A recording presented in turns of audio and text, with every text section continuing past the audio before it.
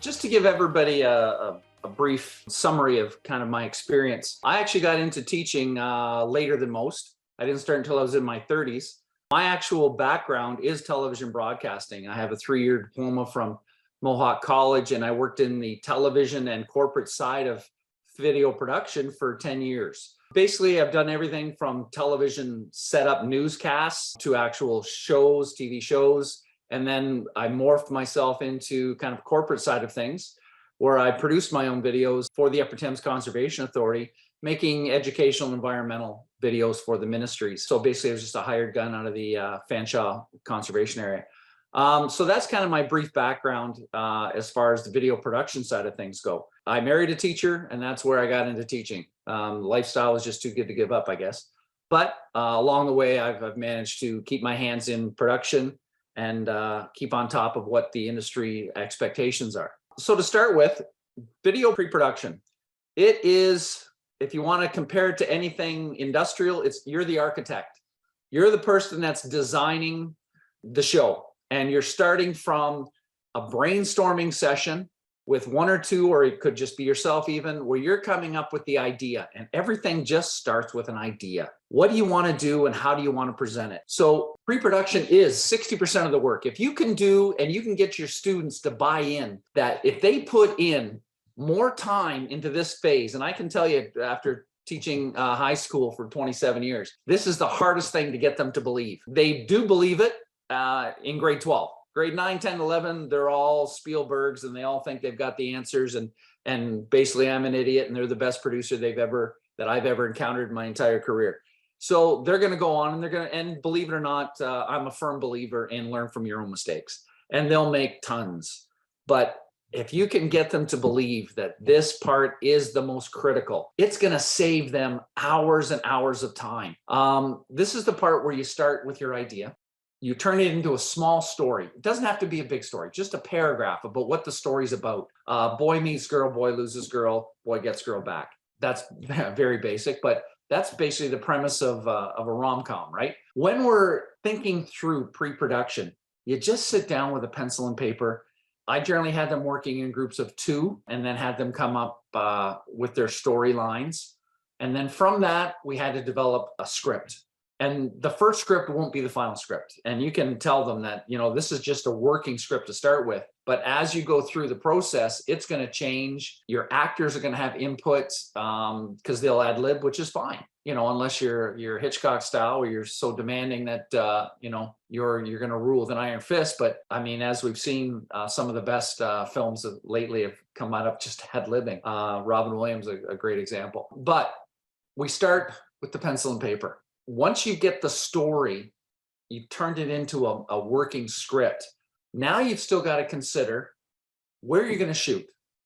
What's the location? Am I shooting this at my house? Am I shooting in the backyard? Are we going out to a farm? Where's the location we're going to go? And not just think of the location, but visit the location, because there's going to be all kinds, and not you personally, but your directors. Have them go. Have them use their phone to take pictures and show you when they come back. Okay, this is my location. This is what I'm thinking, so that you can troubleshoot for them. Now, realizing that they're going to make mistakes is part of the key and part of the learning experience. With location, you're going to have considerations of traffic noise, of wherever the location is, whatever industrial sounds are there. Lighting, what time of day are they going to shoot? Early morning, night, after school? What are the lighting conditions of the day they're going to be shooting? Is it going to be cloudy? Is it going to be sunny? All those conditions affect the quality of the video. Technical needs. So do they need microphones? I'm not sure a lot of the schools have a lot of the technical equipment necessary. Scheduling, getting actors and your technical people together on the same page for a high school student is the biggest challenge that they're going to face, because their friends are the first ones to back out on them. Oh yeah, my mom called me up and said, we're going to go shopping, so I can't make it today. Even though it's your final project worth 30% of your overall mark, your number one actor is going to back out that day. Well, what's your backup plan? Do you have someone else that can fill in? Or do you have a backup day that you can shoot? Thinking of every possible thing that can go wrong. And that only happens through experience. Rehearsing, getting your actors, giving them a copy of the script, just tell them to read it over. And if they don't get it right the first time, you're shooting digital. I mean, delete, move on, or keep shooting. No, didn't like that, do it again. No, don't like that, do it again. Oh, try this. Hey, did you think of using an accent here, or maybe you want to pause there? That's all at the direction of the person who is running the show. Shot blocking, that's basically being on location, you as the technical person, wonder, where am I going to put my camera? Where am I going to have my actors walking in, walking out? Are they sitting? Are they standing? Are they moving? And then set design. You're obviously not going to build your own sets. Better to shoot on location. Highly recommend that. But are you going to add props? Do you need a tablecloth, a TV, a monitor, clothing items that are going to support your actors, stuff like that. And then you move into the equipment lists. So the number one thing I'm going to suggest, that I hope you all just write this down, is you need a tripod. The kids won't believe you until you prove it to them. And trust me, with the first video they do, if they don't use a tripod, it'll be blatantly obvious. A phone tripod, if you're shooting with kids' phones, they're about $100. If you can get 3 tripods, that'd be great. 4 to 5 is better. That way they can shoot and take them home if you so choose. I always had kids take them home. They just had to sign them out with me. That was pretty much it. Microphones, if you have that ability, strongly suggest, but once again, that's up to every school's needs. Power, this is critical. You can have 2, 3 phones going and have at least one on a charge while the other one's shooting, or have it fully charged so that when it dies, or if it's gonna die, you can just grab the other phone and put it back in the spot and keep going and then recharge the other one. Audio considerations are ambient noises. Are you close to traffic? Are you in a crowd? Are you around people? Are you in a gym with the echo? All of those things you have to pay real close attention to. If the student can have earphones, earbuds, whatever, that they can listen while it's recording, they will be able to be critical of the audio at that point. And then your actors, like I said, if they're the kids, if they're family, making sure they're reliable. I would suggest, if they're doing any type of video production, you keep the actors minimal. 2 would be ideal. 3, once you get above 3, then you're getting into scheduling. And are you going to shoot on the weekends? Are you shooting after school? And then getting everybody together. The more they have, the absolute nightmare of scheduling it's going to be. So all of this is everything you have to consider in pre-production.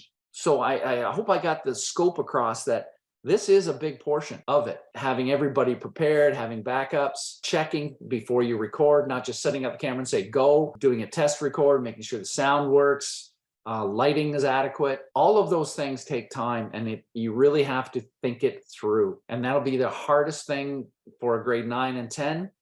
Grade 11, they start to understand it. And then in grade 12, for, I'm going to say half, the light bulb goes on and they go, yeah, okay, it makes sense. You're right. Because they've already suffered through probably 2 or 3 productions along the way and realized that everything that you're saying was true. Okay, so sitting down with the brainstorming session, getting back right to the beginning, what genre are you going to shoot? Drama, action, horror, suspense? Or are you going to do documentary-based, fact-based, influence opinion, using a variety of sources? Now, for me, and I'll just give you my experience. In my grade 9s and 10s, when I had communication all the way through, I would work on very small projects. And with the grade 9s and 10s, I'd start with still frame animation, having their phone or camera, digital camera, have them set up a Lego situation or a clay situation, having a story in mind, not just I'm going to move stuff around for no particular reason. For most of the kids, it's usually violence, a car chase, or a bank robbery, or whatever, but they somehow always gravitate to the violent side of things.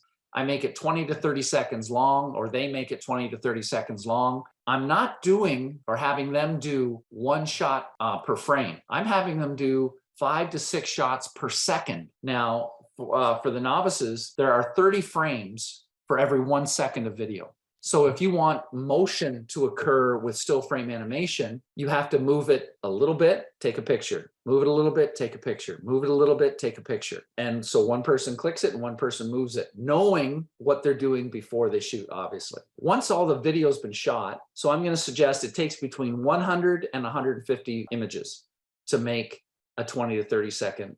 Then you're going to take those images, you're going to put them into some type of editing system. So once you've got the video, you input it into the computer. Now you're going to adjust the sound. Are you going to have music in the background? Then you're going to have voiceover. Are you going to have sound effects, crashes, a title? All of that you still have to consider with the original script. You have to go back. You have to visualize the end and create it at the beginning, because you got to make sure you have all of your material collected when you go to edit. So you have to have it all. You can't go, oh, I forgot that. I go back and shoot it. It's too late at that point, unless you want to waste a lot of time. And generally, when it comes to video production, I gave them firm deadlines. I would say, okay, you start shooting still frame animation on a Monday. It has to be done and edited on Friday. First day, you do the planning. Second day, you start shooting. Third day, you finish shooting. You import it. You edit on the fourth, and you finish editing on the fifth with sound and that. It's really not that complicated. And it gives them the whole gamut of video production without ever leaving your classroom. So once again, that's where I started. And then the second video project for grade 9, 10 would be to write a commercial.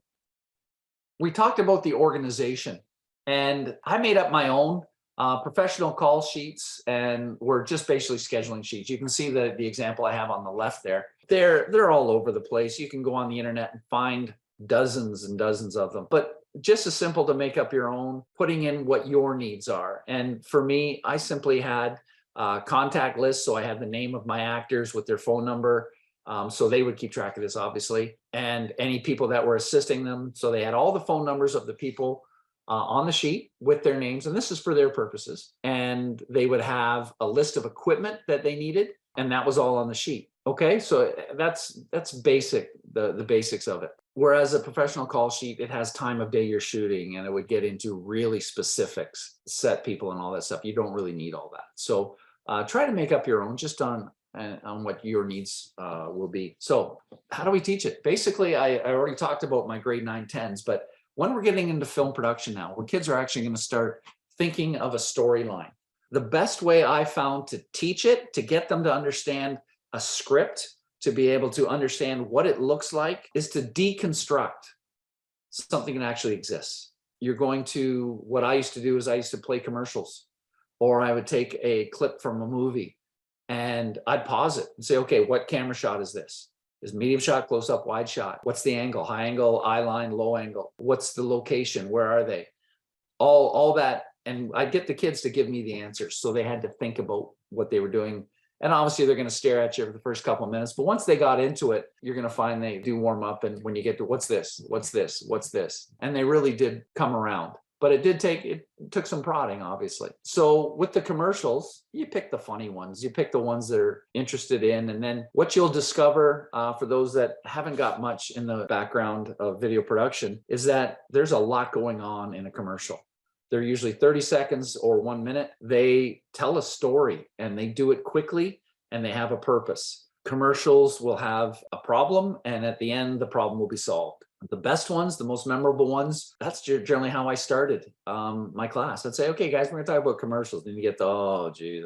They say, okay, tell me what you guys remember. What commercials have you got? And then they might mumble a while. Then I'll throw out a few, and then they'll throw out a few. And then we start talking about why commercials are made. Well, they're made to sell stuff. No, they're not. Commercials are not made to sell stuff. Commercials are made to convince the viewer they have something you can't do without. We're solving your life problems by making commercials. Mentos, Axe body spray, whatever you want to make, especially for teenagers. Those are two of the biggest ones, or easiest ones that I used. And then we talk about that, about the strength that advertisers have and the way they influence and how they influence. I talk about the Mentos commercials where, you know, a couple of kids were throwing the Frisbee and it went in the backyard, and the kid pops some Mentos and he walks over the fence and, oh, guess what? There's 3 young girls around the pool. I mean, they remember those commercials. So when you start talking about, these are stories, okay? The commercial is nothing more than just a short story. So you start playing a few. You have a couple that you could have from Super Bowl or whatever that you've already previewed. You've already possibly made a script from that commercial. You've already broken it down. And then the kids, I did it on the whiteboard. I just, okay, what's our first shot? What's our second shot? What's being said? Where's the music coming from? Where's the graphics coming from? What are we trying to convey with this shot? Do we want to show them that they're angry? How we do that? Well, you don't do it with a wide shot, you do it with a close-up. All these indications of camera and camera positions and the meanings behind them. So that was the tool I used. It was deconstructing. And it took I'm going to say 2-3 classes, because the first day we just had fun with it. We just watched commercials and talked about commercials. And then the second day we got into breaking them down a little bit. And then on the third day, I had them write their own. Now they could write their own from an actual commercial. For the ambitious ones, they could write their own commercial from their own experiences. So when you're breaking down the commercial, the technical side of things, this is where you're going to write your script. You would have the audio on the right side of the page, the video on the left side of the page. And basically it's just 2 columns, and you write them out as you go along. So what's being said audio wise or music wise, anything heard is on the left side of the page. Anything seen is on the right side of the page. Now, when it comes to the script writing, there is a formula for doing it. I'm assuming most people have seen a theater script. So it just talks about stage direction. You enter from stage left, and these are your lines, and so speaks. There would be drums in the background, whatever. It sets the scene for you. Video is a little bit different. It goes, obviously, we have to tell you what the camera shot is. We're constructing a visual for you. We're not just telling you what's being heard. We have to construct the visual. So once you're done writing and creating a script, you should be able to take that written script and hand it to somebody else. And just by that script, they should be able to go away and shoot it. They should be able to look at your camera shots and then know what the voice is and what the sound is, and then go away and come back with that exact thing that was in your head that you wrote down on a piece of paper. Okay? So there's the basics of lesson planning when it came to me preparing students. Writing commercial scripts, that's where it starts. It starts with an idea and you turn it into a script. But you have to understand the camera shot definitions. And so that kind of goes hand in hand. Scene progression, that is, how do you shoot a scene? You just don't grab and your students are going to believe that they can, because they've seen all the TikToks in the world. So they understand that it's so easy, anybody can do it. Obviously, the people in Hollywood don't know what they're doing, because I'm a TikTok professional and I know what I'm doing. And yeah, great, go ahead, shoot. But then I'm going to sit with the kid that knows what he's doing, and then we're going to compare the videos when you're done. And not to demean the student, but show them that there's another way to do things, that there is a formula. Everything is there for a purpose. Now, I've given you a basic wide shot, medium shot, close up, medium shot, wide shot. If you're going to shoot a simple scene, any movie generally uses that as its basics. And by that, I mean, in any film, if I've got an interaction between 2 people, I will start with the wide shot, which is considered the establishing shot. It's showing you the location where you are. So if we want to talk about any sitcom, let's go to Friends. That keeps it a little more current, I guess. But Friends, they're in the apartment. You start with the wide shot. You don't start on the close-up of the person's face. You start on the wide shot. You show the characters in the room. And then a knock on the door. You cut. A next shot would be cutting to somebody walking toward the door, possibly on a medium shot or another wide shot. And they open the door, and that shot would be on a medium shot. And the person responds. And then the camera might be over the shoulder of the person saying, "Oh, hi, come on in." And then you go back out to a wide shot as the person walks in. When somebody speaks, you cut to the medium shot or a close-up shot if you're looking for some emotion. Close-ups are not generally used a lot. Close-ups are generally used for emotion. Is someone crying? Is someone upset? Is someone angry? Is someone confused? That's where the close-up is generally used. But medium shots, wide shots, long shots are your basic building blocks for putting a scene together. So tonight, I challenge you, when you're watching television, turn the sound off even for a minute or 2 and just watch. And on a piece of paper, just if you can, write down the camera shots and then look at that and know that that was only a minute. And you're going to find that there's probably, in a sitcom, 10 to 15 camera shots or more in that 1 minute. In commercials, you're going to have anywhere from 20 to 40 shots in 30 seconds to a minute. Everything goes quicker because obviously the commercial is in a shorter time frame. And when you can deconstruct a professional's work, you can't get any better teaching method than that. And then have the kids try and shoot their own. They can use a commercial that they've already seen. I had no problem with that. Go ahead. You want to write an Axe commercial, or you want to use an Axe commercial, use your own actors, go ahead, shoot it, and then bring it in. And then, if you want, we'll compare it to the original.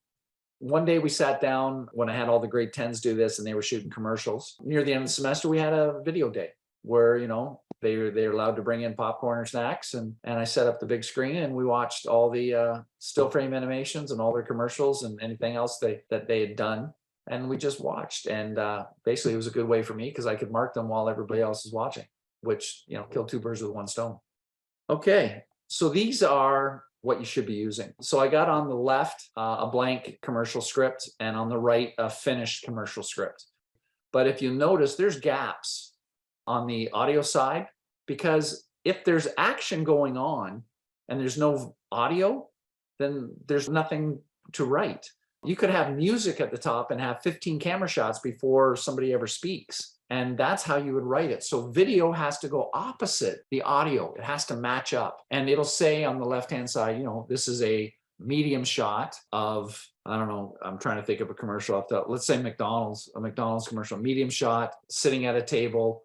And he says, oh, this looks good. Well, that's what it would say right across from each other. Oh, this looks good. And then there'd be a wide shot of two of his friends walking up. Hey, that looks really good. Can I have a bite? And no, get your own. That would come across in those situations. The camera shot definitions, I handed that out the first day so that the kids understood what camera shots were and the purpose behind them. They all have a meaning. A camera is not an accident. If you see, I wish I could give you a finished script, but you can't find very many. They are a mess when the script is done. People are writing, rewriting, changing their minds, all that other things. But anything that happens is not an accident. We tried this, it didn't work, so I changed it to this camera shot, which is completely fine. It's the creative process. Nothing you're thinking of the very first time is going to be ideal. It takes manipulation, it takes a time, and you have to really work and understand why I'm shooting it. Why am I using this wide shot? Why am I shooting a close-up? And then when it comes to the angles, why do I shoot a low angle? Well, you shoot a low angle to make somebody have a more stature, to make them seem important in the camera shot. Why do I shoot a high angle? Well, that diminishes somebody's position and makes them smaller. And normal camera shots are shot at eye level. So you have to adjust your tripod height. And the storyboard, that's just give you an idea of they don't have to be works of art. I'm a horrible artist when it comes to drawing. So I showed the kids, I'd come up with a storyboard. Once the script is written, you turn that into camera shots. So you can see with that one, they start with a wide shot, then they go to a medium shot, okay? And you can see the shots as the camera would shoot it. That's more of an advanced level step. I would just get the script and have them start shooting and get used to the camera shots, get used to recording sound. If I was to start a communications tech program right now, I would have my kids in grade 9 and 10 using their own phones and recording and taking that information and inputting it into an editing system at school, and then having the kids work with the editing system and getting used to the editing. Because once they understand how a program's put together and they've gone through that experience, if they so choose in grade 11 and 12, now they're using it as a tool. Before it was an experiment, now it becomes a tool and a process. Grade 11s and 12s, that's where I challenged my students. We did social documentaries where they had to pick any topic that was something personal to them, whether it was, water quality, air quality, environment issues, or whether it was, residential schools, whether it was police abuse. But I had them choose it. They had to come up with an angle. What is it you're trying to convince me of? Is it good? Is it bad? Why? And the why is the key. So you can't just tell me it's because it is. You have to have some facts behind it. So this is where they had to do a little bit of digging, a little bit of work. They had to get, and I made them do this in the social documentary. They had to have one expert. They had to get an expert and interview an expert and get their camera shot and comments and put it into their presentation. So they could be the host, but they needed an experienced person, an expert that could comment on it. So when it came to homelessness, we would bring in a police officer, or we bring in a social worker, or even the chaplain in our Catholic school system. And they would comment on it, and they would be technically the expert commenting on that situation. And then they could supply man on the street type comments just from people in the hallway. What do you think of the homelessness issue? Or how would you solve the homelessness issue? Little things like that. And that just provides a human element to it. So you've got the facts, and then you've got what people think, and then you come up with a summary. And generally I had them do it in less than 5 minutes, but I recommended 3. So 3 to 5 minute social documentary on any topic, cutaways, and called B-roll. So they would shoot an interview, and I don't want to see a cop or a police officer talking to me for a solid minute. It's going to bore me.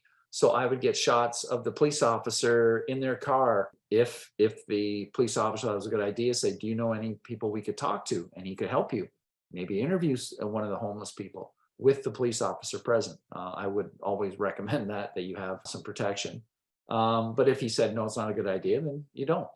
And then you get people to talk about it. So, and then you take all that information and you put it together in a convincing argument and you do it in a video. So that was called my social documentary.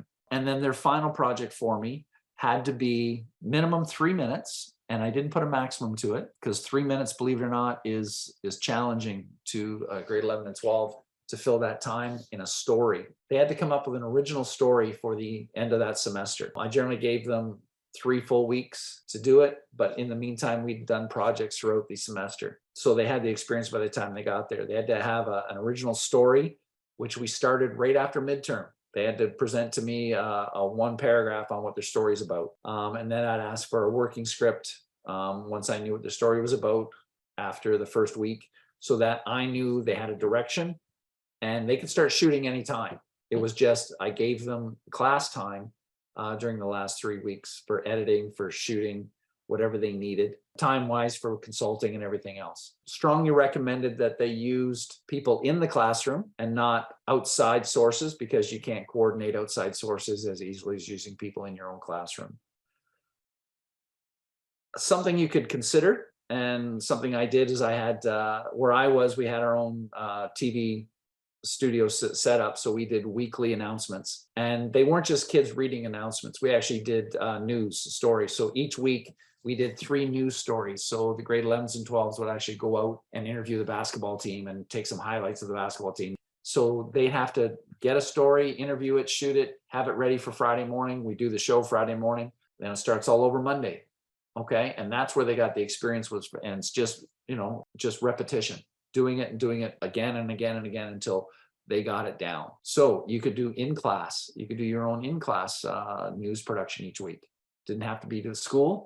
You could set up your own little area where you could do a set if you have cameras in the classroom, and then you could edit. You could edit the show after, but that's something we could have done each week with your seniors. Too much maturity level needed for grade 9s and 10s to accomplish something like that. I kept their projects very small and tried to make them as entertaining as possible. Showed them examples. So if you're going to do Legos for grade 9s and 10s, there's lots of examples on the internet, just absolutely tons. And kids love them. We'd watch them for 15, 20 minutes. And I'd basically just have my computer up with the screen up, and I just Google. And I'd do the same thing with commercials. I'd ask kids, what commercials do you guys watch? And I'd pop it up and we'd watch it. Once they see the connection between the media and how it affects their lives daily, this is for your senior students I'm talking about now, and how you can be easily influenced, and the power that sound has with video, you combine those two and there's very strong, is one of those things that's emotional. That's where you get your emotion from.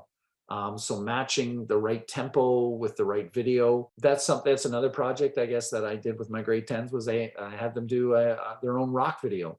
You choose the song and then you cut the video to it. So, because it doesn't matter what the shots are, you're just going to edit them to the beat. And that, I made that a minimum 2 to 3 minutes, so they didn't have to have a whole song. I'm trying to give you guys like project ideas that you can use in your own classrooms.